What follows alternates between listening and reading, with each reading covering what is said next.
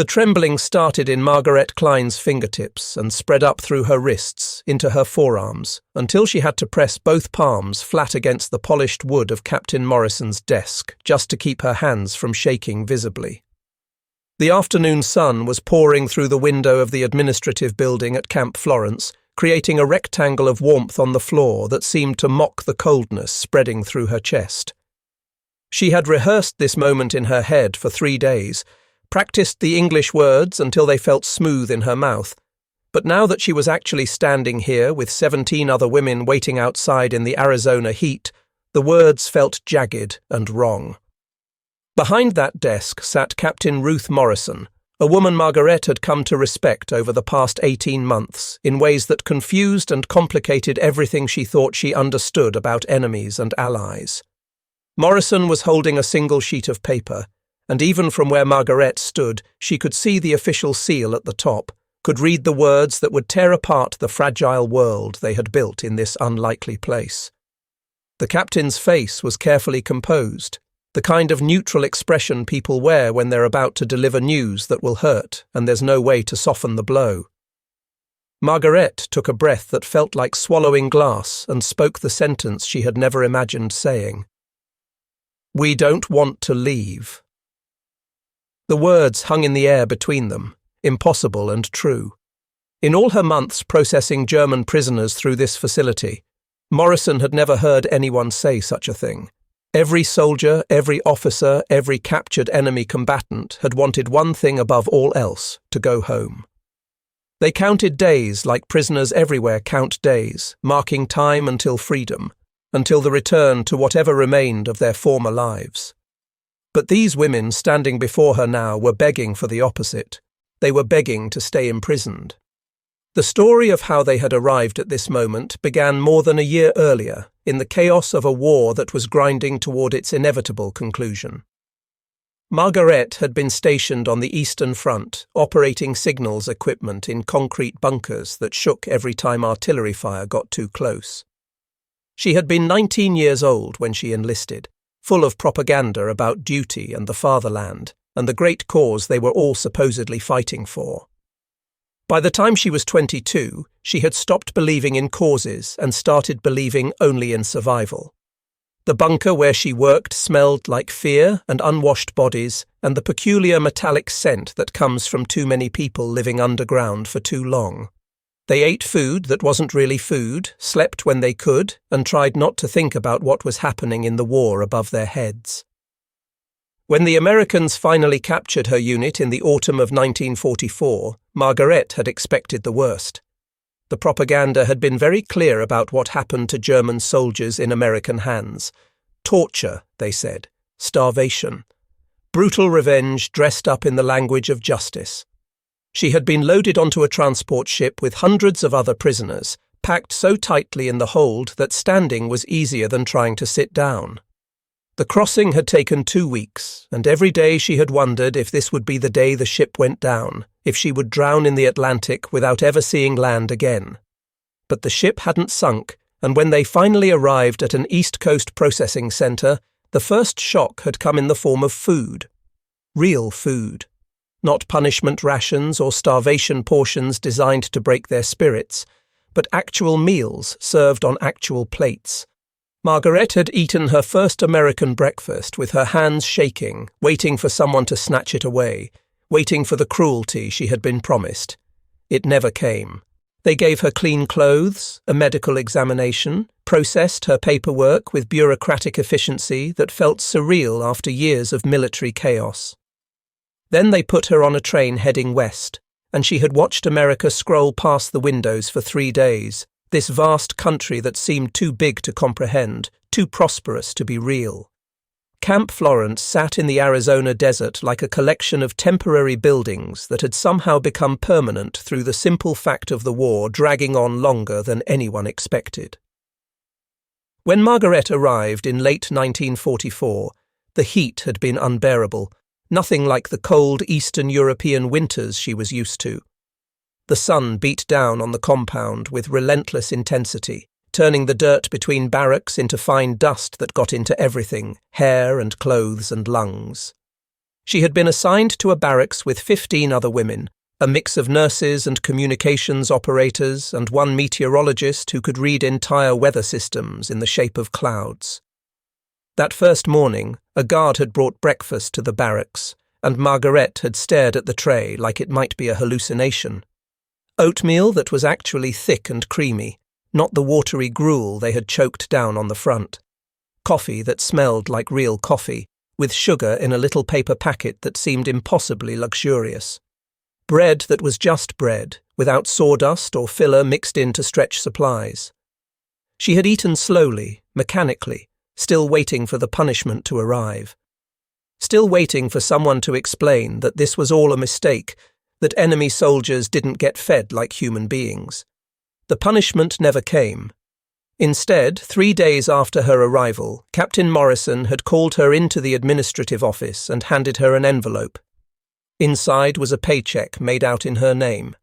80 cents a day for laundry work. Margarete had held the thin slip of paper in her hands and felt something crack inside her chest, some wall she had built to survive the war. Morrison had explained it in careful, patient English, speaking slowly so Margarete could understand. Geneva Convention regulations. Prisoners of war were entitled to wages for non-military labour. It wasn't much, Morrison said, but it belonged to Margaret. It was hers. In 3 years of serving in the military, nobody had ever told Margaret she was entitled to anything. She had been given orders and rations, and the vague promise that her sacrifice mattered to some greater good she couldn't see. Now an American officer, a woman whose country was at war with hers, was explaining that international law protected her rights, that she had rights at all, that her labour had value and her name had value, and she was more than just prisoner 4771F in a system designed to strip away identity. That night, Margaret had written her first letter home in careful, hopeful sentences that felt dangerous to put on paper. She addressed it to her mother and sister in Breslau, even though she had no idea if they were alive, if the house still stood, if anything remained of the life she had left behind. She wrote about the strange kindness of her captors, about sleeping in a clean bed without fear, about guards who said please and thank you as if she were a person who deserved courtesy. She sealed the envelope knowing it might never reach anyone, that she might be writing to ghosts, but the act of writing felt like holding on to humanity in a world designed to strip it away. Captain Ruth Morrison had not expected to care about these women. She had volunteered for POW camp duty, with her grief still sharp-edged and fresh, her younger brother's death at Normandy only 6 months behind her. David had been 23 when he died on that beach, shot through the chest while trying to drag a wounded soldier to safety. Ruth had received the telegram while teaching high school English in a small Michigan town, and the words on that slip of paper had rearranged her entire world. She had enlisted 3 weeks later, driven by something that felt like duty but tasted like rage. She had expected to hate the assignment, expected to hate the prisoners, expected the work to feel like some kind of penance or punishment, or at least uncomfortable enough to match the discomfort in her soul. Instead, she found herself managing a facility full of young women who looked disturbingly like her former students. Tired faces, traumatized eyes, most of them barely 25 years old. They folded laundry with mechanical precision and kept their barracks immaculately clean and said thank you in hesitant, accented English when guards brought supplies. One afternoon in October, Ruth had been walking through the compound and saw Liesl Hoffman bandaging another prisoner's burned hand. The gentleness in Liesl's movements was unmistakable, the kind of practiced competence that comes from doing something 1,000 times before. This was someone who had medical training, who had spent the war trying to save lives even while serving in an army that was taking them. Ruth had stood in the doorway watching and thought the thought she had been trying not to think for months. They were soldiers, just like David. They just ended up on the wrong side. The realization didn't absolve anything, didn't erase the fact that these women had fought for a regime that had brought death and destruction across Europe, didn't change the fundamental wrongness of the war they had served in. but it complicated everything. It made them human in ways that were inconvenient and uncomfortable and impossible to ignore. Ruth went back to her quarters that night and cried for the first time since David's funeral. Not for her brother alone, but for everyone the war had broken, on both sides of the line that was supposed to divide the good from the evil. Liesl Hoffmann wrote letters home every Sunday with the kind of determined hope that bordered on delusion. She addressed them to her parents in Dresden, even though she knew what February 1945 had meant for Dresden. Even though the Red Cross had gently suggested she stop wasting paper and stamps on addresses that probably no longer existed. She wrote them anyway because it felt like the only thing connecting her to the person she had been before the war carved out everything soft inside her and left only the parts that could survive. In the camp, Liesl had set up something resembling a clinic in a converted storage room. She treated blisters and headaches and homesickness, the last one being a condition that had no medical cure but seemed to afflict everyone in varying degrees of severity. The American medic, Corporal Thomas Davis, brought her supplies and taught her English medical terms. Antiseptic, he would say, holding up a bottle. Suture, pointing to needle and thread. Analgesic, shaking a bottle of aspirin. Liesl repeated each word carefully, adding them to her growing vocabulary of this language that felt both foreign and oddly familiar. One afternoon, Davis had watched her clean a wound with the kind of efficiency that spoke to years of practice, and he'd said something that had stuck with her. "You're good at this." Liesl hadn't looked up from her work, hadn't wanted him to see whatever expression was on her face. "I was good at it in Normandy too," she had said quietly. "That's why I'm here." It was the first time she had spoken about it aloud. The first time she had admitted to anyone where she had been on that June day when the Allies came ashore. She had been in a field hospital 3 miles from the beach, trying to stop soldiers from bleeding out on French soil, while artillery fire shook the building and everyone around her worked with the desperate speed of people who knew they were losing. Davis had been quiet for a long time after that confession. Then he had said something in a voice that sounded as tired as she felt. "War's stupid, isn't it?" "Yes," Liesl had agreed. "It's very stupid."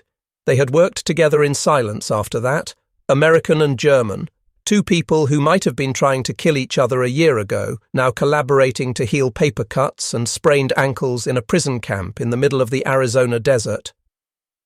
The irony wasn't lost on either of them. The letters that trickled in through Red Cross channels painted a picture of a Germany that was ceasing to exist. Berlin was 80% destroyed, entire neighborhoods reduced to rubble and empty window frames. Hamburg's firestorm survivors were living in basements and cellars, emerging only to search for food among the ruins. Stuttgart, Munich, Cologne, all the great cities reduced to broken shells of what they had been. The letters spoke of millions displaced, millions starving, millions trying to survive in a landscape that looked like the end of the world. The women in the camp read these letters aloud to each other in the evenings, huddled together in the barracks while the desert night cooled outside.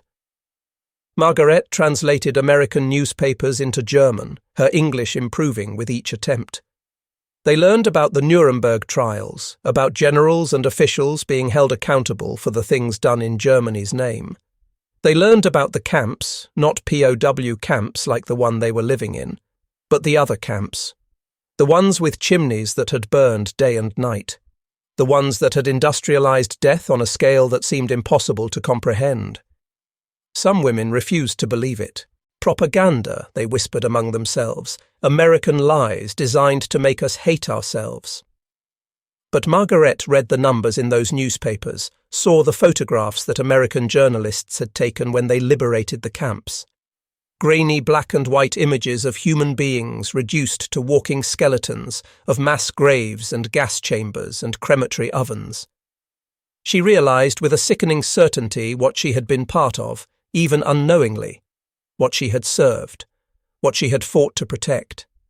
The shame of it sat in her chest like broken glass, sharp and impossible to swallow, impossible to cough up, just there, cutting her from the inside with every breath. Still, despite everything, Despite the news from home and the revelations about what their country had done, the days at Camp Florence fell into a rhythm that felt almost normal. The women formed a community out of shared trauma and shared language and shared uncertainty about what would come next. They pooled their meagre resources, shared what little they had. Ruth Morrison approved small kindnesses that made life more bearable. A library of donated books in German and English. A corner set aside for letter writing with paper and envelopes provided. Permission to sing German folk songs in the evenings, those old melodies about mountains and home that made everyone cry and feel a little less alone. It was fragile, this peace they had built. Temporary and constructed on sand and subject to forces beyond their control. But for women who had survived the Eastern Front and aerial bombardment and the collapse of everything they had known, fragile was enough. For the first time in years, they could sleep without nightmares. For the first time since the war began, they felt safe. March 1946 brought spring to the Arizona desert in small, defiant bursts of green that seemed miraculous after months of brown and beige landscape. Captain Morrison approved a request for a victory garden, though the war had been over for nearly a year, and victory felt like a word from another language entirely. The women didn't need the garden for food, the camp provided food, but they needed something to grow, something to tend, something that might bloom and prove that life could still emerge from dirt. Margaret planted tomatoes in neat rows, her hands remembering rhythms from her grandmother's garden in a Breslau that no longer existed. She could almost see the old woman's weathered hands demonstrating how to dig the hole just deep enough, how to firm the soil around the seedling, how to water without drowning the delicate roots. Those memories felt both vivid and impossibly distant, like they belonged to someone else's life. Liesl chose herbs for the clinic. Chamomile for making tea that helped with anxiety and sleeplessness. Lavender because the scent helped with headaches and because it reminded her of better times. Mint because it smelled like hope, sharp and clean and insistent. She tended these plants with the same careful attention she gave her patients, checking them daily for signs of growth or distress. Anna Werner, the former schoolteacher whose hair was going grey despite her being only 42, planted flowers. Bright, defiant things that had no practical purpose, that served no function except beauty. Ruth found her one afternoon patting soil around a cluster of marigold seeds and couldn't help asking the question. Why flowers? Anna didn't look up, didn't pause in her work. Because we forgot beauty exists, she said simply. The words hung in the dry air like a confession or a prayer. The talent show was Corporal Davis's idea, proposed over coffee in the mess hall with the casual confidence of someone who hadn't yet learned that good ideas often died in military paperwork. German prisoners and American guards performing together, he said. Building bridges through entertainment. Colonel Price thought it was a terrible idea, said so in explicit terms involving multiple references to regulations and chain of command and military protocol. Ruth spent 3 days convincing him otherwise, citing morale improvements and rehabilitation programs and the Geneva Convention's provisions for recreational activities. Price finally signed the approval with a heavy sigh and a warning that if this ended up in his personnel file, Morrison would be joining the prisoners in the laundry detail. The evening of the show, the recreation hall filled with mismatched chairs scavenged from various parts of the camp. American guards sat next to German prisoners in a configuration that would have seemed impossible 6 months earlier. The makeshift stage was nothing more than a raised platform with a curtain someone had sewn from bedsheets, but it felt momentous. Liesl stood on that stage in her faded grey prisoner uniform that had been washed so many times it was nearly white. Her hands were clasped in front of her like a schoolgirl at a recital, and her voice shook on the first notes of a German folk song about mountains and home. But she held the melody, let it fill the room with longing for places that might not exist anymore. Then she switched to an American song she had learned from the radio, something called "Don't Fence Me In." Her accent mangled the lyrics in ways that turned chorus into something that sounded like "This horse, but she finished, and the last note hung in the air for a heartbeat of perfect silence. The American guards applauded. Not the polite, obligatory clapping of people who feel they should, but real applause. Enthusiastic and sustained. Private Miguel Torres, who had lost his cousin at the Battle of the Bulge, clapped the loudest. His hands came together with sharp, deliberate cracks that echoed off the walls, and tears were streaming down his face. Afterward, he found Ruth in the back of the hall and spoke in Spanish first, then translated for himself. My grandmother always said, "War is the devil's work, but people belong to God." Ruth nodded, her throat too tight for words. She understood perfectly. The letter arrived on a Tuesday in late March, and Margaret had stopped hoping for mail months ago. When Morrison handed her an envelope with a Munich postmark, she almost didn't open it. Her hands were shaking too badly, and part of her wanted to preserve the possibility that the letter contained good news rather than face the likely reality that it didn't. But she opened it anyway, because not knowing was worse than knowing, and inside found 3 thin pages covered in her sister Clara's handwriting. Clara was alive, working as a translator for the American occupation forces in Munich, living in a shared room with 6 other women, barely eating, afraid every single day, but alive. The relief that washed over Margaret was so intense it made her dizzy. She sat down hard on her bunk and read the letter 4 times, memorizing every word, every ink smudge, every place where Clara's pen had pressed hard enough to nearly tear through the paper. That night she wrote back immediately, her English careful and deliberate, better than it had been 6 months ago, but still requiring concentration. "They treat us like we matter here," she wrote, then paused, trying to find words for something she didn't fully understand herself. "I don't know how to explain it, Clara. We're prisoners, but we're also protected. I sleep without fear in this place. When did we last do that? When did we last feel safe enough to sleep deeply?" She mailed the letter before she could second-guess the words, before she could worry about whether Clara would think she was a traitor for finding humanity in enemy hands. Late March brought Anna's birthday, 42 years old, in a world that felt both ancient and newborn, like everything before the war belonged to a different universe entirely. Corporal Davis helped bake a small cake using sugar and flour he requisitioned from the mess supplies through means he declined to specify. The cake wasn't fancy, wasn't anything like what Anna would have had in the life before, but it was real, and it was meant with kindness. The women gathered in the barracks after dinner, and someone had hung paper streamers salvaged from Christmas decorations. They sang Happy Birthday in German first, the familiar melody filling the small space. Then they switched to English for Ruth, who had been invited and had actually come, standing awkwardly near the door like she wasn't sure if her presence was welcome or intrusive. Anna's eyes shone with tears she didn't let fall. She smiled and thanked everyone and blew out the single candle someone had found.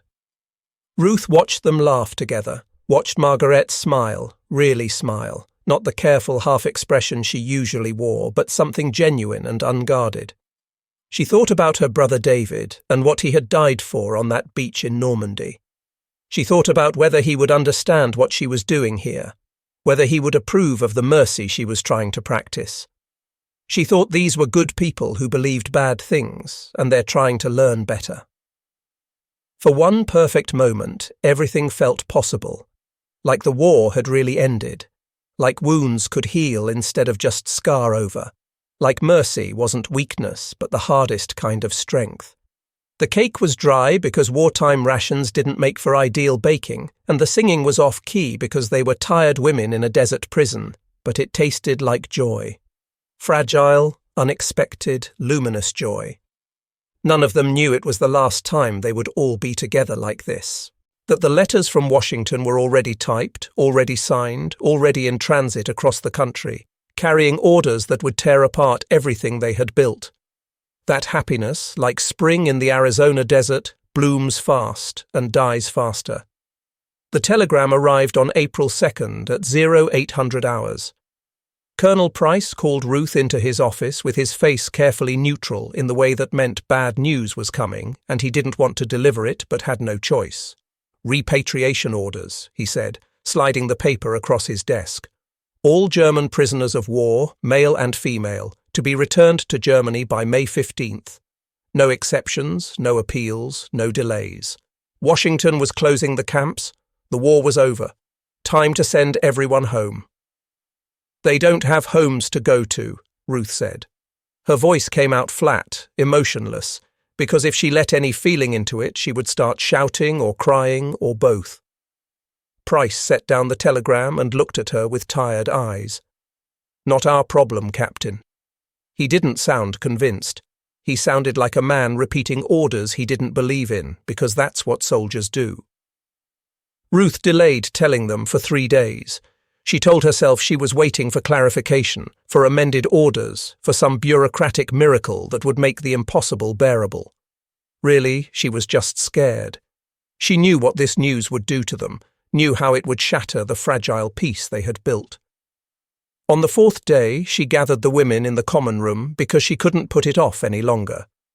The Arizona sun slanted through the windows, warm and indifferent to human suffering. She tried to find words that wouldn't feel like a death sentence. There were no such words.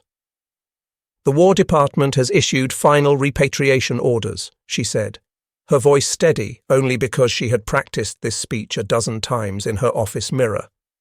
"All prisoners of war will be returned to Germany by May 15th. No exceptions." Margaret translated in a flat, hollow voice that sounded nothing like her usual careful English. The German words fell into the room like stones into water, spreading ripples of understanding, then shock, then a grief so profound it seemed to suck the air out of the space. Some women cried, some sat in terrible silence that felt like suffocation.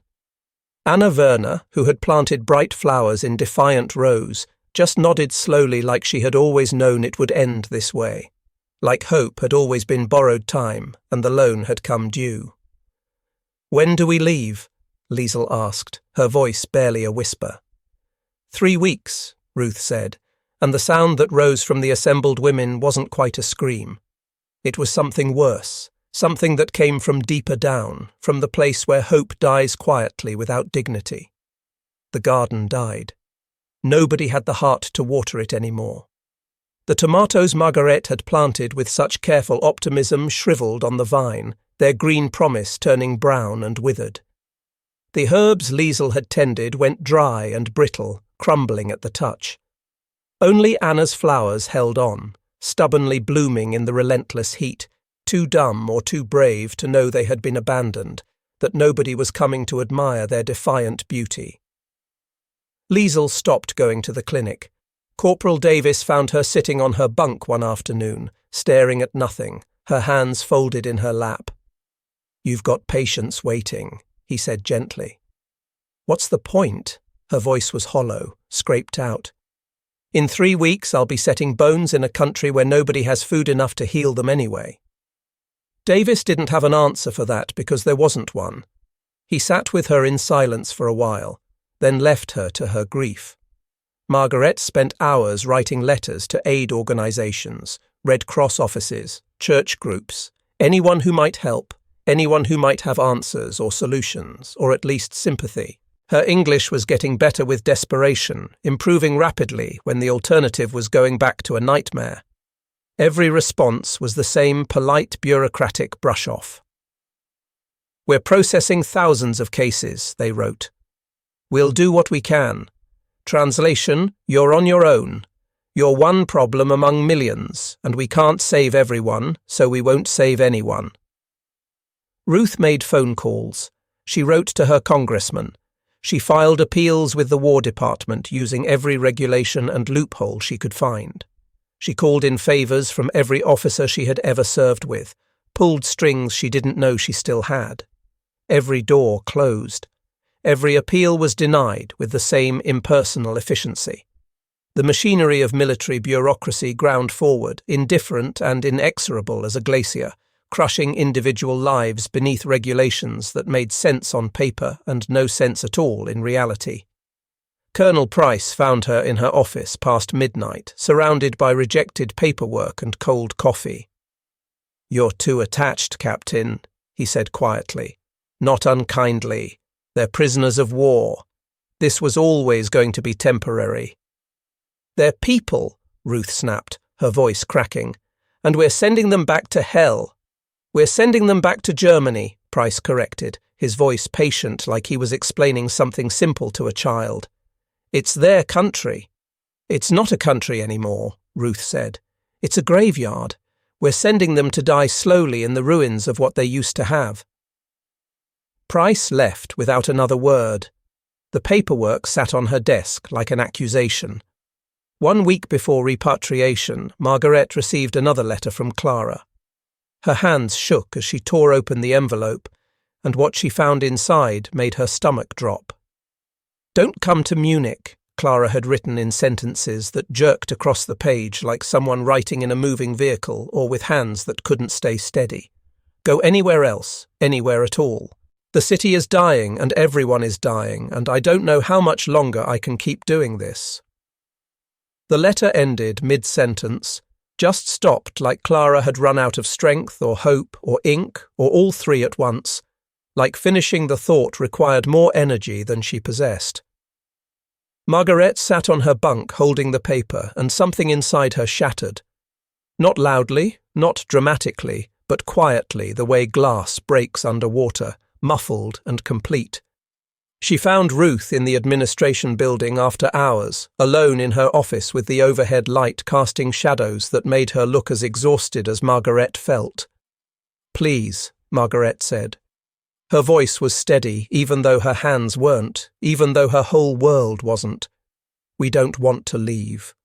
Ruth looked at her, this woman who had survived the Eastern Front and imprisonment and the destruction of everything she had ever known, and saw her own brother's face, saw every soldier who had died believing their sacrifice meant something larger than themselves. "I know," Ruth whispered, and the two words held everything that couldn't be said. Outside, the desert night was cool and clear. Stars scattered across the sky like hope was still possible somewhere. Inside, two women who had been enemies sat in silence, trying to figure out how to stop the unstoppable. 2 days before repatriation, the barracks fell silent, except for the soft sounds of packing. The women folded their few belongings with mechanical precision, faces blank, hands steady only because feeling anything would break them completely and they needed to hold together just a little longer. Ruth sat in her office, staring at the stack of repatriation papers she had to sign, her eyes burning from 48 hours without sleep. Every appeal had been denied. Every door had closed. The women would leave in 2 days, and there was nothing she could do about it. She thought about her brother David and what he had died for on that beach in France. Not this, she thought. He didn't die so we could send traumatized women back to starve in the rubble of their destroyed cities. He died believing we were the good guys, that we would do better, be better. At 2 a.m, Corporal Davis knocked on her door. He looked as exhausted as she felt, his uniform rumpled like he had slept in it, his eyes bright with something that might have been hope or desperation or madness. "I found something," he said, spreading a yellowed memorandum across her desk. War Department Directive from 1944. German POWs with specialized skills needed for reconstruction could apply for temporary civilian labor contracts in the United States. The program had been designed for engineers and technicians, men who could help rebuild infrastructure and industry. But the language was vague, the wording unspecific. It just said specialized skills without defining what that meant. "Nurses," Ruth said slowly, her exhausted brain starting to work again. "Translators, communications operators, teachers." "It's a long shot," Davis admitted. "It's the only shot we have," Ruth said, and they worked through the night and into the next day, building cases for each woman with the desperate efficiency of people racing against a clock that wouldn't stop. Liesel Hoffman, medical training, fluent in English, desperately needed for understaffed rural hospitals across the southwest. Margaret Klein, signals experience, could work for telephone companies expanding their networks into new territories. Anna Werner, teaching credentials, could help with German language programs for occupation forces. They submitted 18 applications with documentation that would make a lawyer proud, cross-referenced citations and supporting evidence and appeals to every regulation they could find. Then they waited. The hours ticked by with agonizing slowness.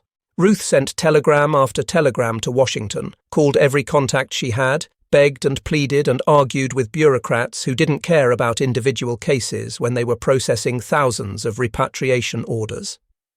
Colonel Price walked into her office at dawn on the day before transport. He looked at Ruth's exhausted, desperate face, at the regulations she had excavated from military archives, at the women waiting outside who had somehow become more than just prisoners in the months they had been here. "I fought in the First War," he said finally, his voice quiet. "I saw what happened after.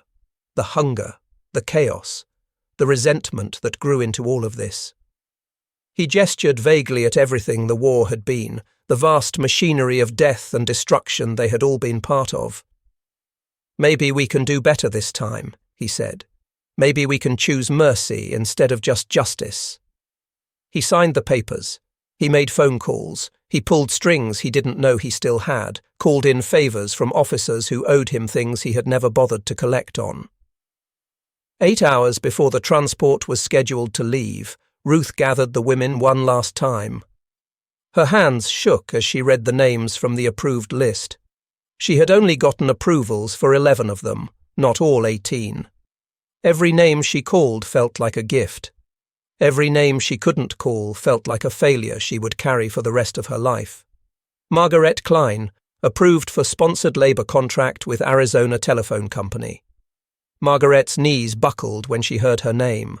Liesel caught her before she fell, held her up while the world spun. Liesel Hoffman, approved for civilian nursing position at Phoenix General Hospital. Liesel pressed her hand to her mouth, tears streaming silently down her face. Anna Werner. Ruth's voice cracked, and she had to pause, clear her throat. Denied. Age restrictions for the work program.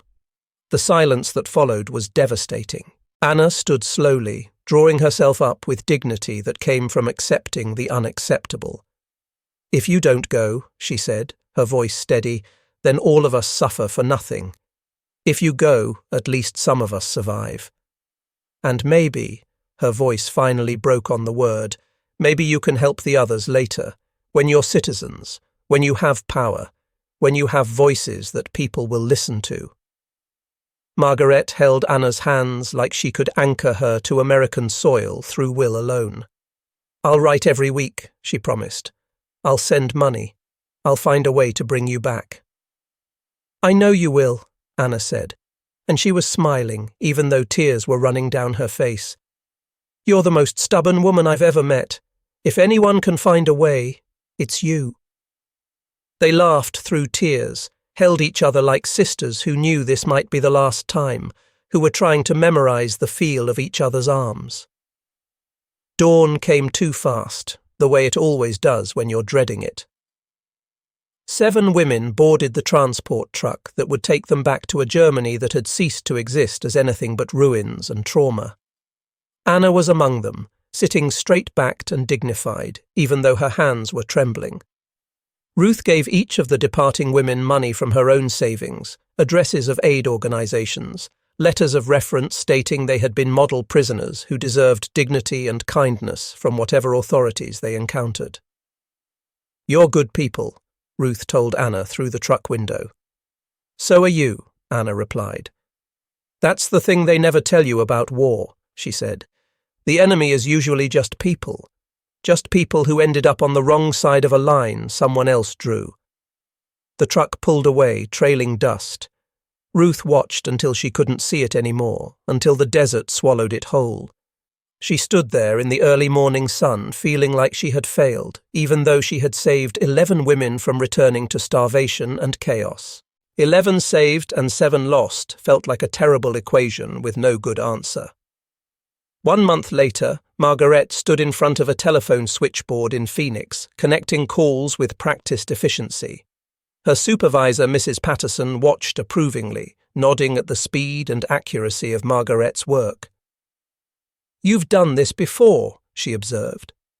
"Yes," Margaret said, "in another life. In a life that felt both distant and painfully present, like a scar that had healed but still ached in cold weather." Liesl wrote from the hospital where she worked 16-hour shifts that left her exhausted but gave her purpose. She was treating patients who had fought against her country, men who had landed on beaches or flown bombing missions or fought in hedgerows. Some knew her story when they learned she was German. Most didn't care. She was a good nurse, competent and gentle and thorough. That was what mattered in the end, not which uniform she had worn during the war. And Ruth received a letter from Germany 3 months after the transport had left.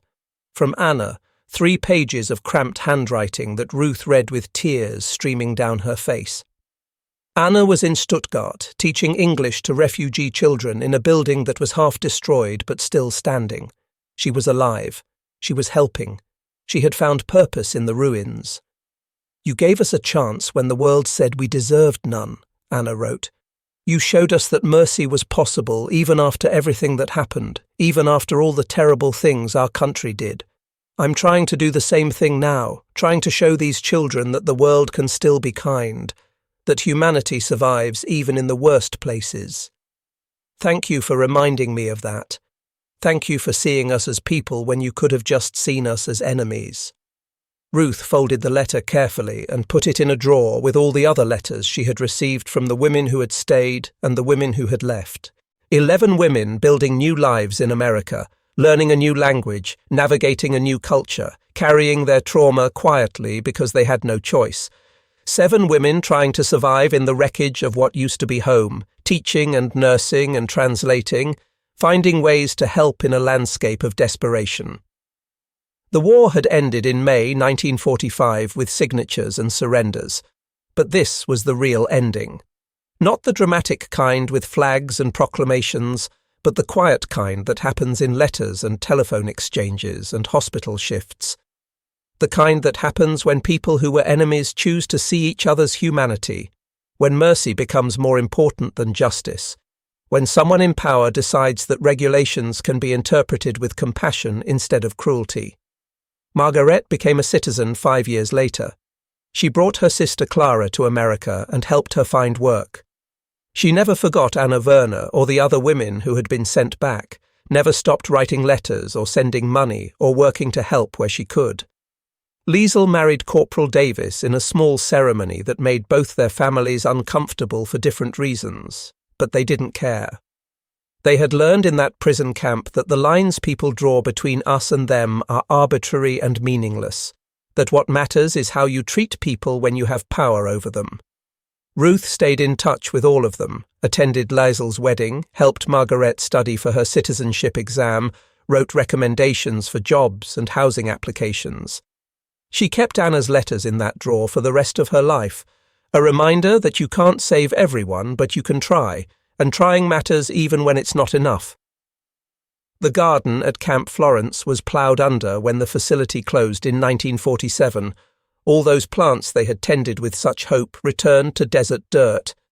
But the women who had grown them carried seeds of something else, something harder to name. The knowledge that even in the middle of war and hatred and systems designed to dehumanize, individual people can choose kindness, can choose to see others as fully human, can choose mercy over revenge and compassion over cruelty. That these choices are small and fragile and insufficient in the face of massive evil, but they matter anyway. They have to matter, because if they don't, then nothing does.